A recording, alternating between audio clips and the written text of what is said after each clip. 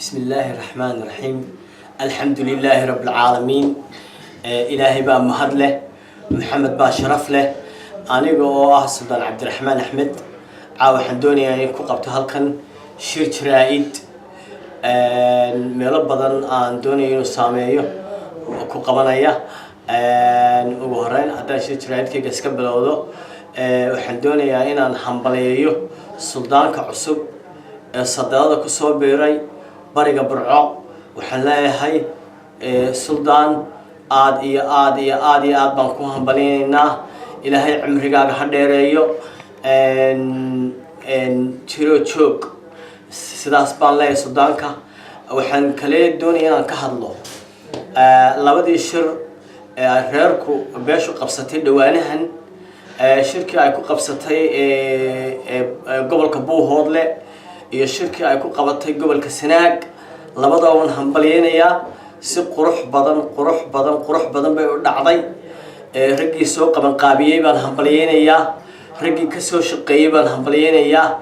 runtii waxa leeyahay war waa ina karaamayseena Allah idin karaameeyo waxaan kale doonayaa sidii karaamada lahayd ee xurmada lahayd ee sharafta lahayd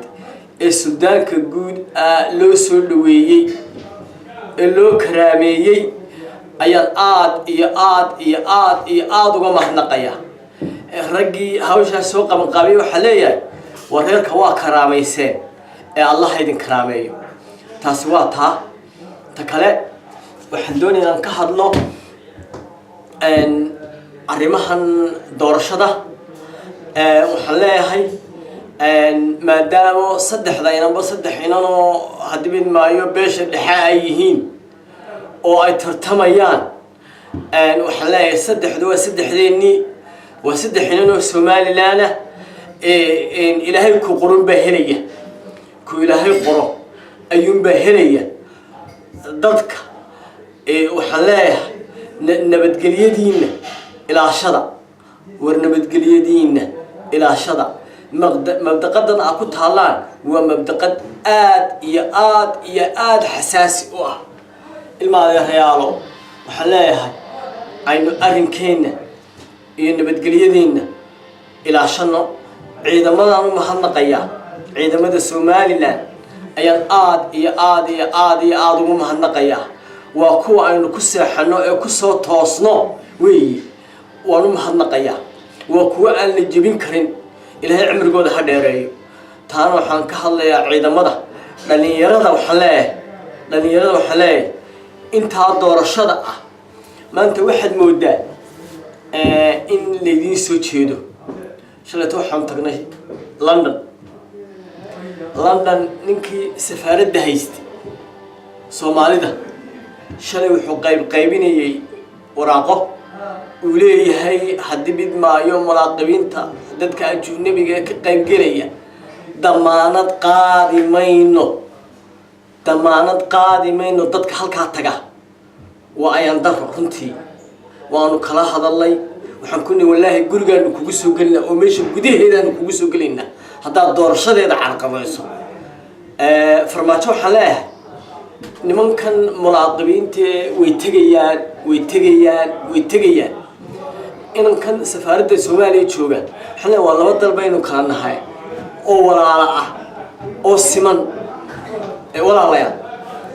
إنه حرمتين إلى شنو هدي من مايو تاني ومد تكتي أو علو تشوني معها تذكر هوا هيستا تحسنا وتاوي بحدونيا إن كهذا إن السودان إنما السودان كواهي علي محمد وحلاه أفلاقاتي وجيستي السودان كجود باش هدحة وجيستي وحلاه آد بانوح مهاي حال يبلغتيس بانك بحيي علي وحلاه سلادينت احترام بكاملين أديها وسيرة والرقماغية لا تلقاتوي إن السودان كجودة بيرها إن رشح إسحاق وحيد كتير هذا ما يحين بيش حد من ما السودان كسر هذا حلا anigoo cali sudaankiisiiya sudaankii dhallinyarada ah xaal iyo bolojeys baan arrinkaa ka bixiyey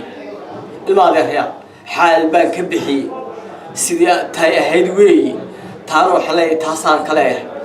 waxaan doonayaa kale inaan ka hadlo farxaan maxamuud haybe wasiirka duulistii hawada waa wasiirkaygii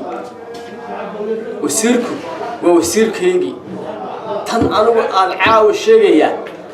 arrin mucaaradad leh maaha waa midaan ku toosinayo sida aad og tahay